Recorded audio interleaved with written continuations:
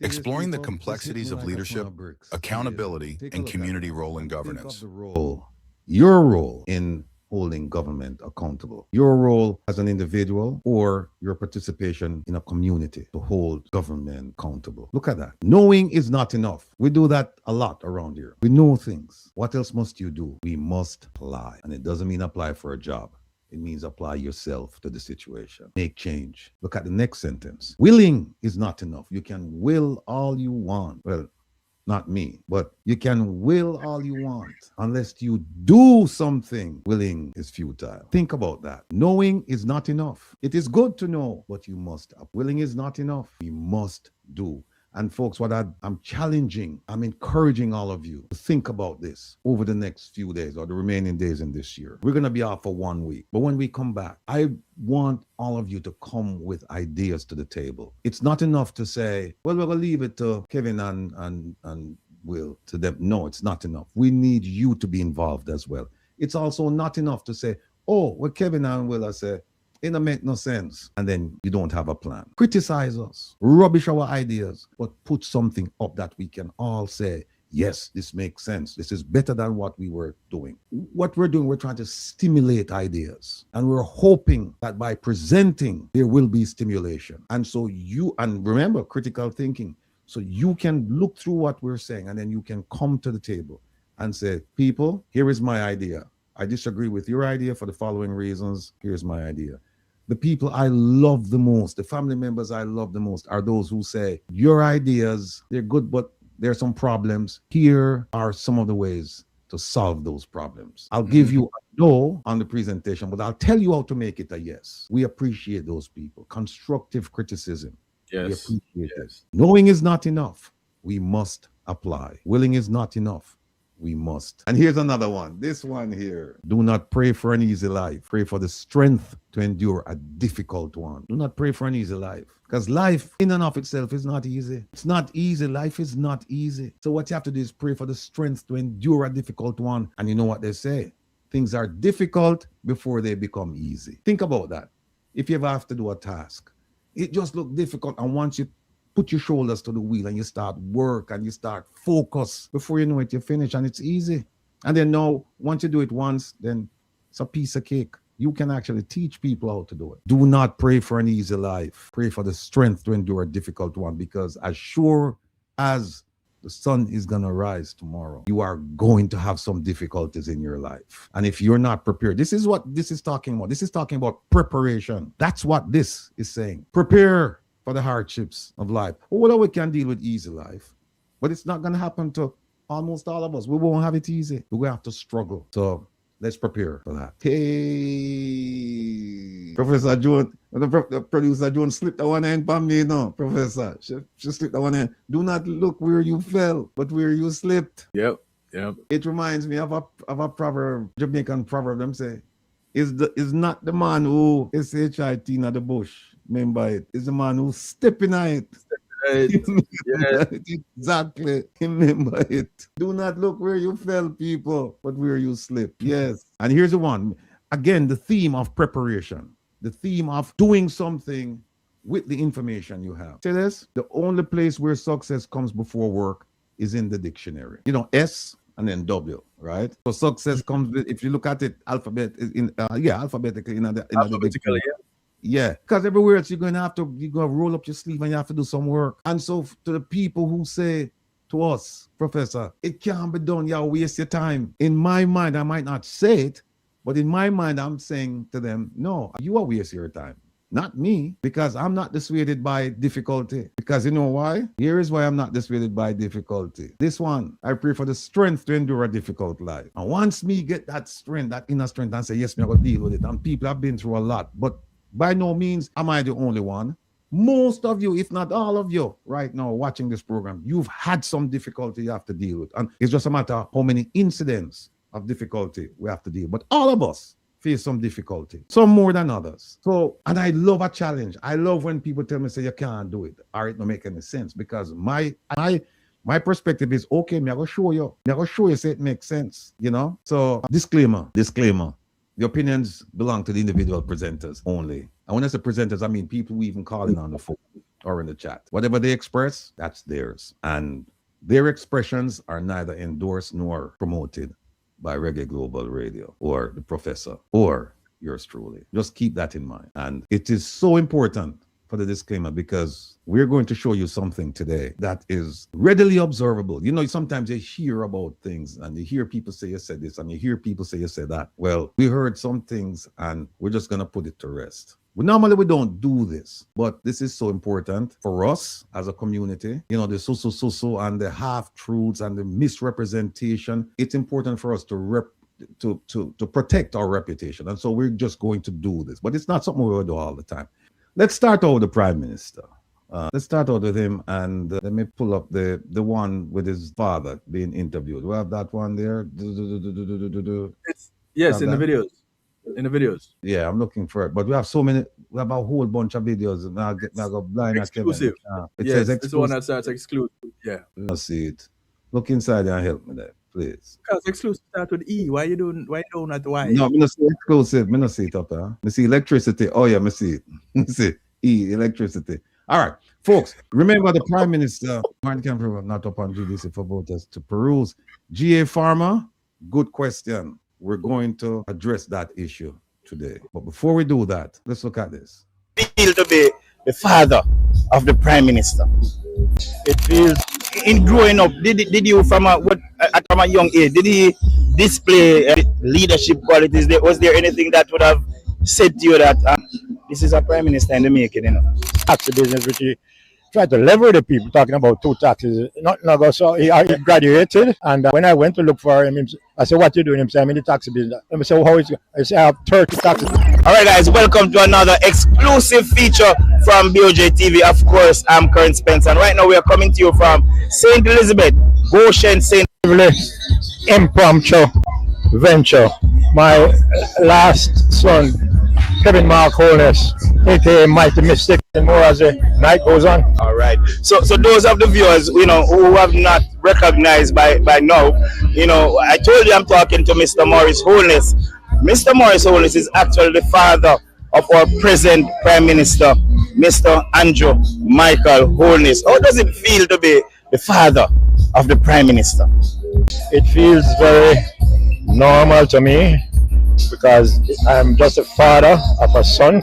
I accept the responsibility of guiding him, and I'm guiding him as a God-fearing person in the fear of God. And as time went by, he has increased in stature and in knowledge and in wisdom and in the fear of God, and which has enhanced his performance. So my role is really to guide him, not in his political thing, but his spiritual life. So that is we better off handling the people. In growing up, did you from a young age, did he display leadership qualities? Was there anything that would have said to you that this is a Prime Minister in the making, you know? He loved education. We just need to have a reasonable amount of education. And as a matter of fact, one of the times when he failed, I think 1 or 2 subjects in his A level, he came to look for me, and I saw him looking slim and worrying himself. So I told him, "Don't worry, you're just getting marked each day, so don't worry, just fight back again, you know, and do it all over." But apart from that, he was very entrepreneurial. You know, I was in the pig business, and he was helping me here along with his other siblings. And so that we weren't really making much money. And he said to me one day, "Daddy, you have an empty storeroom there. Would you let us make some bag juice and you go and sell them?" I said, "Don't bother with that. We'll fight her." And another incident, when he was about to graduate, he came to me and said, "Could you sponsor me to buy 2 taxis, because I've checked out, and from my home to Spanish Town Center, I could get some money." I said to him again, "Forget that, go ahead and do your levels, and then you can come back out and work on." Of course, this taxi business, which he tried to lever the people, talking about 2 taxes. So he graduated, and when I went to look for him, I said, "What you doing?" He said, "I'm in the taxi business." I said, "Well, how is it?" I said, "I have 30 taxis on the road, and somebody will have to come up." But I'm going to get out of the business and go to something else. Okay. All right. So I have you made mentions briefly about being a farmer. Talk to me, because I remember you when I was member of parliament. You know, you being a farmer. You're muted, Provost. You're muted. Sorry. Yeah. There's a reason why we play just that portion of it, because, you know, the taxi business, and if you listen to his father, if you believe what his father said, then there's a problem. There's a problem with what the Prime Minister told the Integrity Commission. Because remember what his father said? His father said when he was about to graduate, he said he wanted to get into the taxi business. When he was about to graduate, he didn't say high school or university, but when he was about to graduate. So we're talking in his early 20s. And his father said he came back to him and said, boy, mom. And then his father said he had 2 taxis, and his father said, no go, sir. Remember what his father said? His father said that. Then his father said he came back to him and told him that he had 30 taxis on the road and more at the war. Well, let me see where Mr. Holness tell the Integrity Commission. Now, here it is right here. This is the Sunshine Mobile Company, which is a taxi company. There you go. And you see what he said on the first sentence? He said, Mr. Holness noted that he was involved in the taxi business and before his entry in the representational politics owned three, not 30. Yeah, not 30. 3, not 30, 3, which he contracted to Sunshine Mobile Limited. And this is after he registered.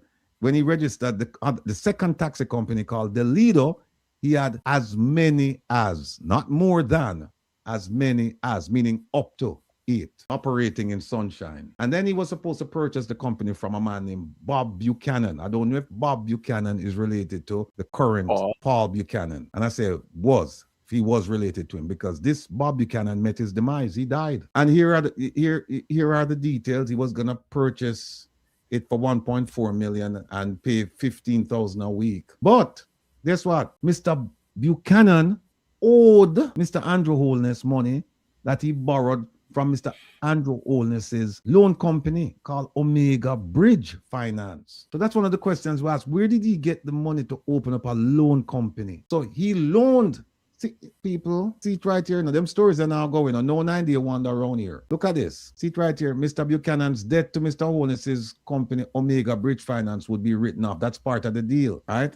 And in case somebody is wondering, Omega Bridge Finance, we never hear about it. Here it is right here. Here it is right here. Omega Bridge Finance. That's one of the Prime Minister's companies, right? So when you go back up here, it says Mr. Holness, so that this is now we're talking about Sunshine, you know, the one where him start out with 3 and then him end up as many as 8. And all shares would be transferred to Mr. Holness on the last weekly installment of the payment of the company. But look at this. This is what Mr. Holness told them. Look at this.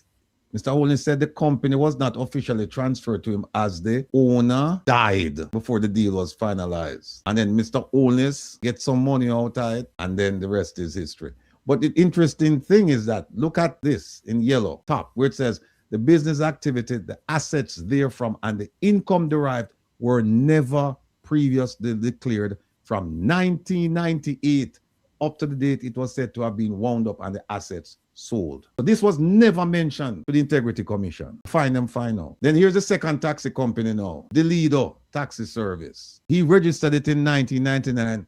Who was with him? I remember, he got elected in 1998, 1997, 1999, because the election was December 1998. And, you know, because of the back and forth with the election court and the constituted authority, yeah, everything was settled in June of 1999. And in the same month that he won the election and went into parliament, he registered the Lido.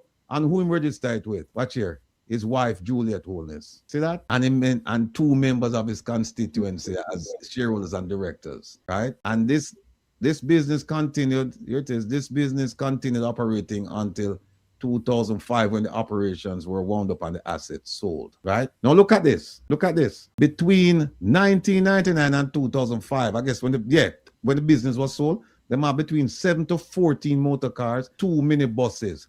So that would be, I could say it's a 7 to 14, give him 14 and give him the 2 minibuses. That's 16. I remember the other one, 8. That's not 30. And remember what his father said. He said he had 30 and he had more. People. And here is what is key. Look at the yellow highlight. His connection with this company and its income was previously unknown and is now being brought in as proof of having had an additional source of income. Look at that. From 1998 to 2005, There's no evidence of accounting for this business and its income. 7 years. It'll make money. And remember now, he went into Parliament 1998, 1999. So you can't count the first year because he wasn't in Parliament until 1999. So from 1999 to 2005, no evidence. And there it is Omega Bridge Finance. So make we move that down. So again, you're hearing the information not from the professor, not from me, not from producer Joan, producer OT, or what you heard it from his father. His father said, my son came to me and told me these things. So if you want to believe the father, go right ahead. If you want to believe the son, go right ahead. But here's the thing. Remember that the son spoke to the Integrity Commission or spoke to the commission, and everything I just showed you, the document I just showed you, is a document that compiled what the son told the Integrity Commission. So unless he might lie upon himself. When him say, I never reported this. Was he lying? We don't know. But somebody making up stories. Somebody is making up stories. Somebody is making up stories. So that's that. Let me quickly jump to the second story. This is interesting. You know, we have a prime minister and he's now in charge of CARICOM. It is my belief that CARICOM, or at least members in CARICOM, they don't trust him. They don't trust him for a variety of reasons. I think they don't trust him because of the 28 bank account story, the commission's investigation. I don't think they trust him. I don't. I haven't spoken to them, but it's just my opinion that I don't think they trust him. Also, I can give you another reason. And this reason is I know they don't trust him for this reason. Minister Kamina Johnson desire to become the Commonwealth Secretary when she ran against Baroness Patricia Scotland. There was consensus in CARICOM that they were going to support the Baroness. And about, weeks later, Jamaica said, we're putting up our own candidate. And it caused a rift to some degree in CARICOM because people are saying, we agreed on this. So why is Jamaica doing this? And then some people voted for her or supported her. Some people didn't support her. And we know what happened when they went to Africa, that they thought they had the votes in the bag. And that turned out not to be the case. But they really don't trust him. Now, we know the story about Trinidad, the new Prime Minister of Trinidad, and what she's been doing. And recently she put out a statement. And I want you to take a look at this statement. She's talking about supporting the U.S. government in its action against Venezuela. But she said more than that. I'll show you what she said. Now, they have a bureau of the Conference of Heads of Government. And as you know, that's headed by our Prime Minister. And they made a statement. And here's a statement. It said that they expressed concern about the restrictions that the U.S. government announced on certain countries regarding visas and all of that. And you see what she said? She said, the Republic of Trinidad and Tobago is not a party to the statement. So she's saying, the Prime Minister of Jamaica, him and him friends, them and the rest of them come out with that statement. I don't support that statement. And she said, I acknowledge that they can express their own views. However, we, the people of Trinidad and Tobago, we maintain our own position on the matter, and we are in support of the US's right to make decisions to further its interest. So she's breaking away from CARICOM. She goes on to say that every sovereign state is responsible for its foreign and domestic policy choices. And so she's saying CARICOM can't dictate to me what Trinidad and Tobago should do. What she's actually telling you is that there is no leadership there. Look here, Trinidad and Tobago government does not bind itself to the political ideologies or foreign economic and security policies of any other CARICOM member government. So she's saying, Jamaica, where you, Mr. Prime Minister, and the rest of them can't tell us what to do. It is right here, member governments are free to make decisions in the best interest of their citizens. She basically sticking it to the Prime Minister. And you can't blame her because the Prime Minister has not come out with a statement representing CARICOM. We see where Jamaica has represented CARICOM at the UN when when the issue flared up in Palestine. We saw where they read a statement on behalf of CARICOM. Look at this. CARICOM is not a reliable partner at this time. Who's in charge? Who's running CARICOM? Who's the head of CARICOM right now? Prime Minister Holness. Look at this, people. She said, the fact is that beneath the thin mask of unity, there are many widening fissures, meaning that there is a chasm. There is a gap there that if left unaddressed will lead to its implosion. There are differences that if we don't deal with them, there will be no CARICOM. Here is another key sentence. She said, the organization CARICOM is deteriorating rapidly due to what? poor management. Who's managing CARICOM? Who? Lacks accountability. Lack accountability, factional divisions, destabilizing policies. Look at this one here. Private conflicts between regional leaders and political parties, and the inappropriate meddling in the domestic politics of member states. That's the plain truth. She basically, I said, Prime Minister Holness, you don't have the support, the gravitas, the moral ground to come and lead this organization. You don't. Look at it. CARICOM cannot continue to operate in this dysfunctional and self-destructive manner, as it is a grave disservice to the people of the Caribbean. The Caribbean community must face the rot within. I thought that's why the Prime Minister was there, to deal with all of these issues. She says the Caribbean community must face the rot within the organization with transparency and honesty, hiding behind the glibness of diplomacy. And you know, my favorite minister, she just loves to do that, loves to display airs of diplomacy. But at the core, she's a rank amateur, and all the people around her, they're amateurs. And I can give them examples of how, I was gonna say foolish, but how inadequate they are as so-called diplomats. Most of you have seen the one with the diaspora policy where they criticize the Trump administration, the first one. Them don't want the Trump administration to see that, and they embrace the Biden administration. Say Biden going to do a lot more for us for immigration. Hiding behind the glibness of diplomacy, fake sophistication, and false narratives is self-defeating. See that? Look at this. Now, whether you agree with her or not about the support for the U.S. and her condemnation or criticism of the Maduro government, whether you do that, the one point that you can't run away from is that she's right when she says CARICOM is in a state of disunity. You can't complain about that. And I see where Pearlie says she's a puppet too. Pearlie, I won't argue with you on that. In fact, I'll give that to you and say, okay, make us say she's a puppet. Let's just say she's a puppet. The one thing that we cannot argue about is, well, certain things we can't argue about is that CARICOM is led by the Prime Minister, and CARICOM is failing right. And as a result of that, she's saying, I'm not going to be a part of this failure. I'm going it alone. And look at right here. She says, our citizens can rest assured that I will always make decisions that put Trinidad and Tobago first, not CARICOM. Look at the second sentence. CARICOM will not determine our future. Only the citizens of our country will choose our path.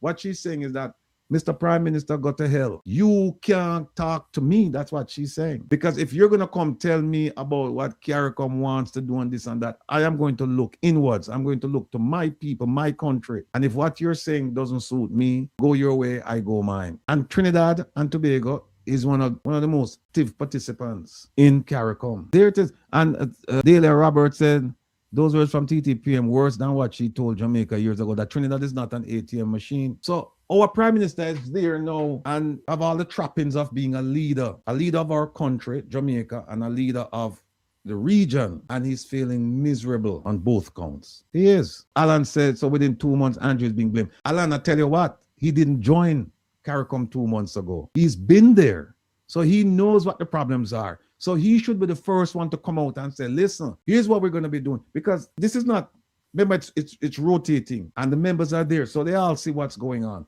So it's not as if that he's there and he's brand new and he doesn't know what's going on. That would be a plausible argument that you're making.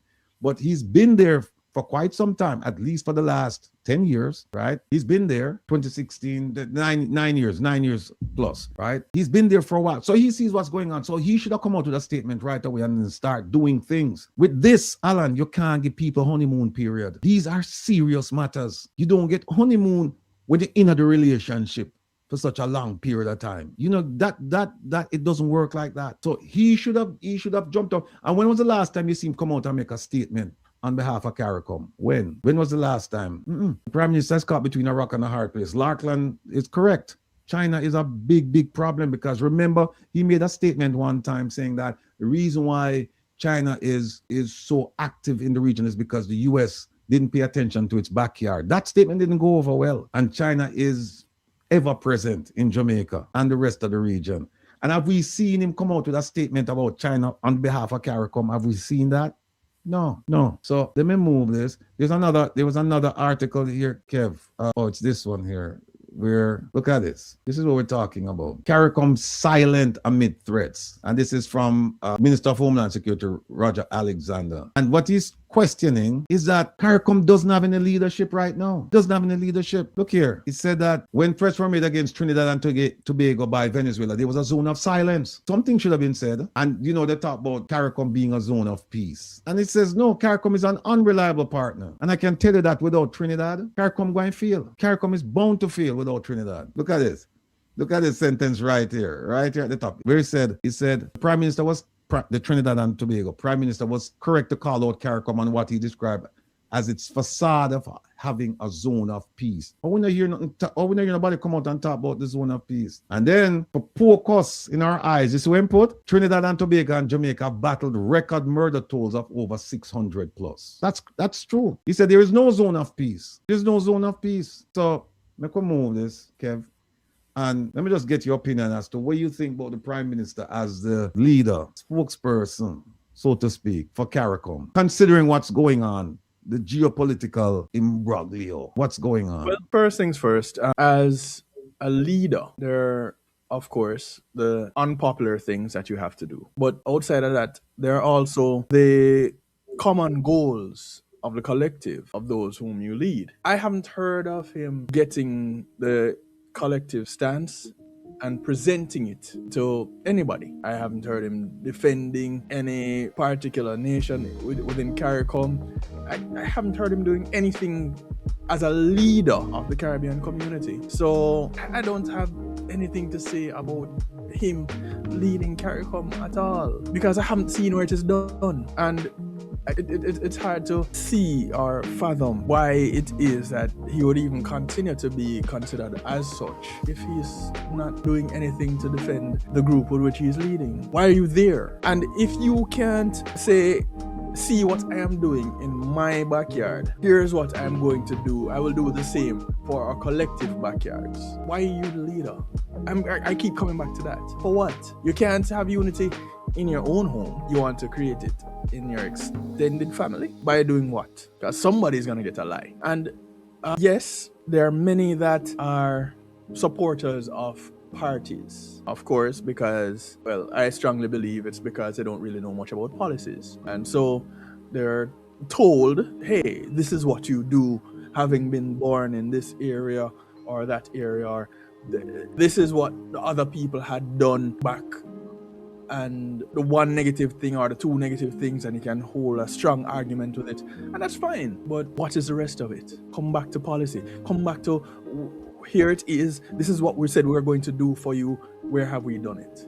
And if you can't do it for those that you have direct interaction with, the people of your own nation, how are you going to do it for an extended area? It cannot be done. So whereas he is coming that leadership role, if I am grading, it don't go past F, but it get a G. I don't know. Well, what I'd like to know, Professor, is that I sense your frustration, and I sense your frustration on a lot of people in the chat about the role being played by the Prime Minister, or the role not being played by the Prime Minister. And whenever we do things like this, people just keep in mind, we're trying to educate you as well as the government about what's going on. And the whole purpose is for the government to take stock and make change. Take stock and make change. That's all. We're not advocating violence against anyone around here. We never did, never have, never will. That's not who we are. And if you notice, we don't scream around here, and we don't call people, we don't call them names or anything like that. And there's a reason for that. I'm not saying whether it's warranted or not. I'm just saying that's not our style. Different people have different styles, and different styles are effective for different reasons. If I started cursing and carrying on, people would question my action. What is going on? They'd question what's going on, because that's just not my style. That's just not. Am I saying that it is wrong? I'm not casting aspersions on people doing that.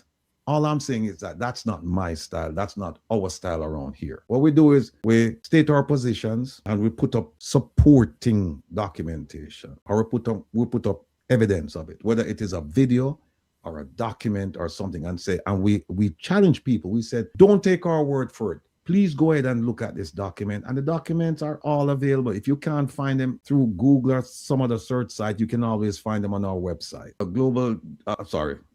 One Jamaica Legal Defense Foundation.net, OJLDF.net. You go there and you see all of these documents. They're there. We're not hiding anything. And I say that to segue to this point, that we normally don't respond to people saying, oh, them this and, bad. Not really count. But something happened recently. And I'll just leave it to the professor to kind of introduce the subject, and then we can play a video and let people make the decision for themselves. It's a number of things, actually.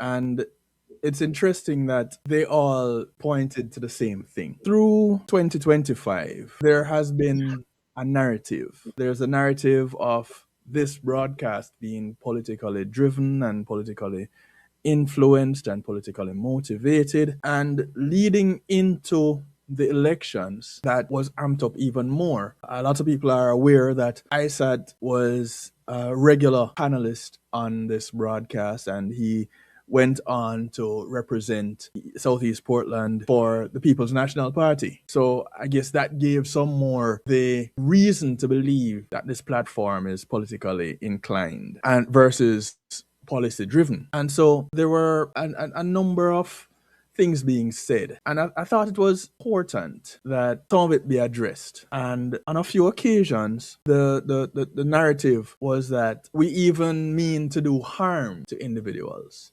or we are endorsing it. And I want to bring us back. I had lost connection with your computer, Provost. So if you could just, you have it queued up already? Right. So there's a particular video that has been referenced a number of times. But the problem is, as ISAT would often say, taking things out of context. Context matters. And people talk this way about the Bible and say the Bible contradicts itself with certain things. You read here and you read here. You can't, just like with the Bible, you can't just take one segment and let that stand alone. What happened before, what happened after? And there was talk of us on this platform supporting the termination of life for the Prime Minister. Now, those of you who are here, I'd like for you to, some of you probably missed it because you weren't a part of this platform before or at that time, I don't know. But those of you that are here, I'd like for you to go ahead and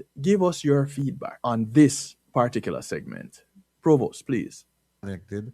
So I just don't want him to think I'm being disrespectful. All right. Go ahead. Yeah. Good afternoon, my brother. Good afternoon, man. Yeah, man. When we think about the Prime Minister, this Prime Minister, believe me, he have him foot in a poor people neck. I mean, I tell you, say, the man, if he put him out in the square and hang him, make him world see him. The wickedness when do, man. The man do to poor people, man. The man, they need to hang, Hold on now. The man, they do too much. Ratty. Jesus Christ, man. What a criminal like that. Ratty. Yeah, hear me? Yeah, I'm hearing you. Yeah, man.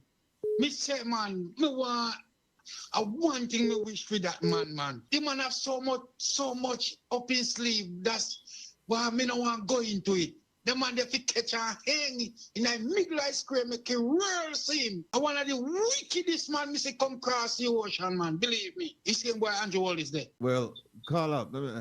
Here's what me know say emotions are running high right now because you don't really mean that, right? Because if you really mean it, I'm gonna ask you, so would you do it? But let me tell you something, Ratty. Me a revolutionary man. Okay. If me get the chance to do it, me do it.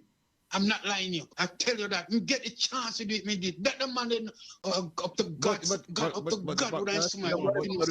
Somebody stand up. No, but here's the thing, right? We not support them kind of thing. And I'll tell you why. Because we're a democracy. And if we go back to jungle justice now, where if you disagree with somebody, then you take them out, then just think about the kind of society we are gonna have. Look, you disagree with the voting results and you're angry and you're upset. And we understand that. I mean, I wanted a different result for a different reason still, because what happens is that I'm thinking about the people, not about party. I'm thinking about the people. The people in Jamaica, me think about my brother. Me not think about no party. The people in Jamaica, we are super, brother. Right. And all this money, this man a thief, left, right, center. and a borrow my family alone and let the people them down there fi suffer and dead. Why should I not wish that for him? No, If he can't so wicked to the people we're put in there. Oh God. To protect the people them asset. And the man instead of protect it, he might tear it down. What kind of man that? What kind of heart thing God? Think about it, Ratty, man. Some people, you know, if you have mercy upon them, man. Some of them, yes, you can't have mercy, but this one, yeah. But he might move like a raging storm. It come like a Gilbert. It pass through and that tear down the people them place, man. A real Gilbert. But here's what I'm going to ask you for, though. Because I said to you before, that's harsh and we can't support it. Me understand enough. Me understand. So you're really, really upset about what happened, right? Blood drop around. Hold on. What you feel, man? Yeah, but here's what. Feel it, people them, man. They feel it day and night. We can't sleep. But here's what. No. I'll tell you about something where you can do and then you can't sleep. There are ways that you can go about addressing the issues without a call for violence. And one of them is this: sign the Magnitsky petition. Have you signed that petition? No, I'm not signing it yet. But go ahead and do it. All right, and hold on. There's another one in Magnitsky alone. There's another one for the Auditor General about the school bus. You never see that one up on the screen a while ago? Yes, me see the one up on the screen. You take a picture of it? You take the picture of it? Yeah, man, me take a picture of it. We got everything.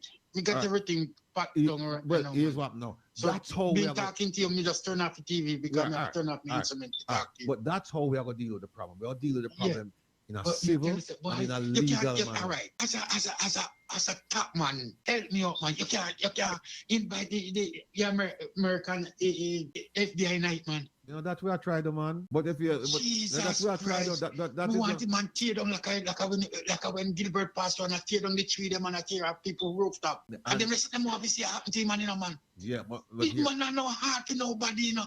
No, but here's what no. Here what this is how we have to do it. We have to do it in a legal manner. Be the column of Jamaica, my brother. But you know you're Jamaican now.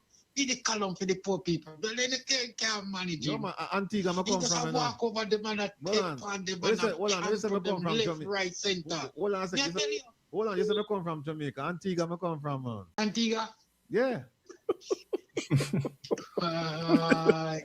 Rebel, do better. So do better. I was slow down, Him slow down now, Professor. Yeah, but you're not so, I want you pause it here for a second for me, please. No, Brethren, listen. No, I joke now, man. I'm just slow you down. Pause it just for a second for me, because there was a comment here where Mark S says that conversation should have been shut down the second he said it. You gave him too much time on the floor to spread hate. All right, now Mark S, I don't know how much interactions you've had with people in crisis, but what you do is reach them where they are. I don't know how much empathy you have towards other people, but a person who is going through it, first of all, wants someone to hear them. More so, they want someone to listen to them more than just to hear them. They want somebody to listen to them. So they need someone to be there and to accept what it is that they're feeling, to show empathy. The only way to reach someone like this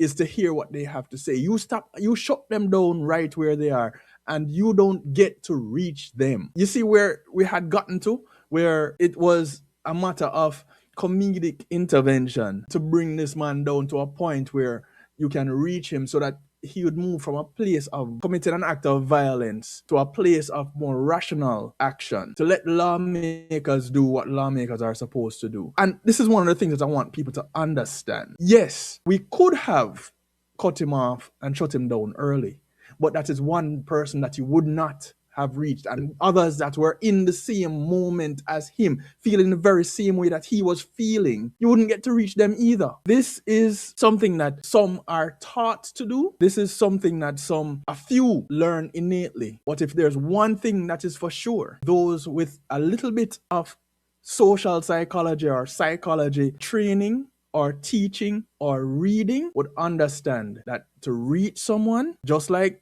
people are commenting, to de-escalate, you have to reach people where they are. There was no other way to get that man to receive what was being delivered, but to reach him where he was. It doesn't stop there. Provost. The emotions are run high, so I have to try and slow you down. You know, just stop and think about the things that we have said. Help you out.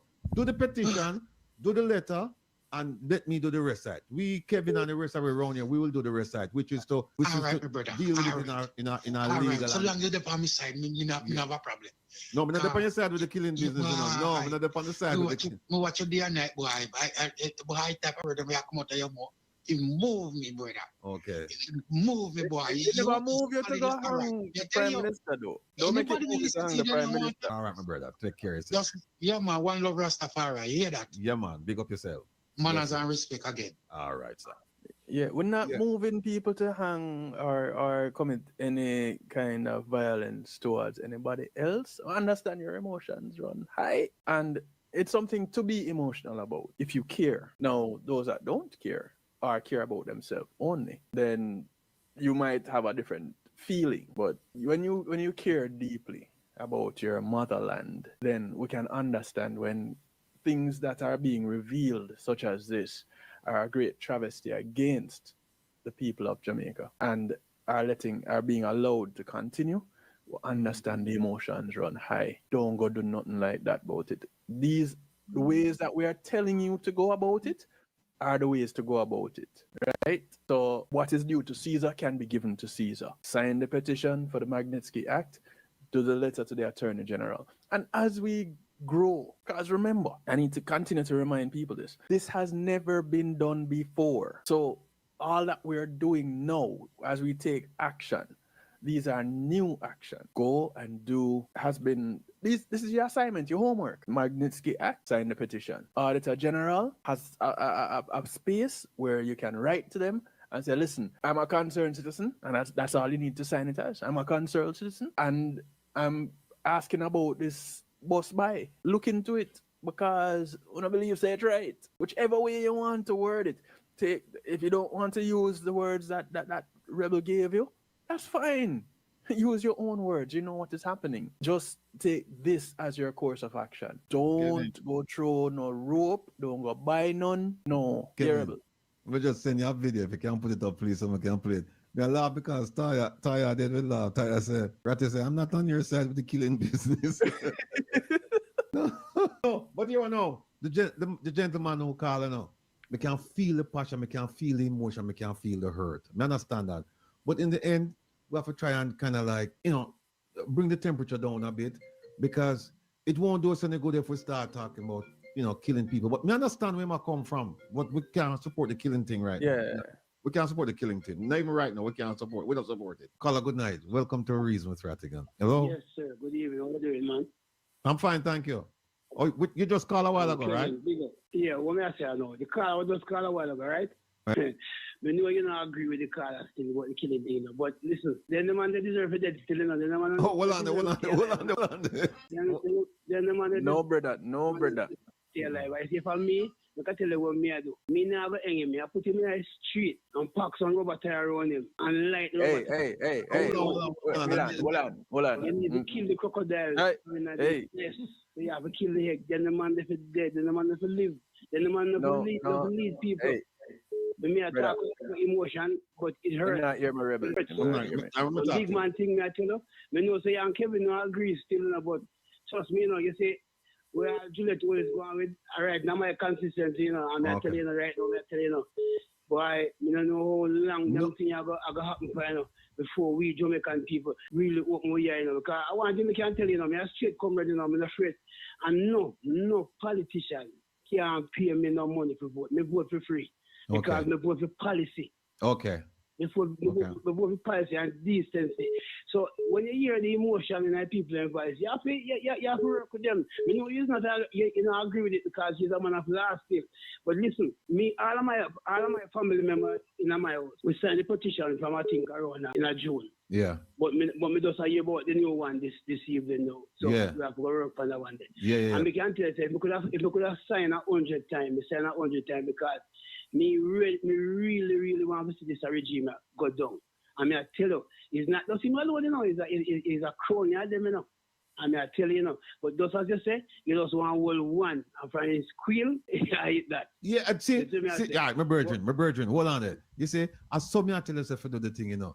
Me could do the proper investigation, make we get to the point which part why the whole thing civil, because there are rules, for governed society. And if we start to, well, we don't like this and we're going to take the action on this and that, then it get out of control and we're going right back to where we don't want to go. So just all of those, sign the thing. Just sign the thing and just leave the rest to me. Please, may I beg you? Yeah, man. Right. Me signed the petition already. I've been telling me. And the letter. The letter, the new one. I just the next one you have to work on now. All right. Work on it for me today and we'll talk soon. All right? All right, my boss. Continue the good work. Kevin, big up. All right. Much love. People, and Kevin said, we'll say the views expressed are those of the callers and guests. Yeah. And everybody knows me not support the violence thing. When we support though is the justice thing. And when we say justice, through the established justice process where somebody you get the evidence, the person is arrested, the person come for a trial, and if the person is found guilty, then the person go to them time. If them appeal and them lose, then go continue them time. Them win, fine, them get released. But I think we have enough evidence to put this Prime Minister, to put some pressure upon him. I think we have the evidence. Caller, good night. Welcome to Reason with Rattigan. Where are you calling from? All right, I think we're both muted. You're still muted, Rebel. Yeah, that's it. Yeah.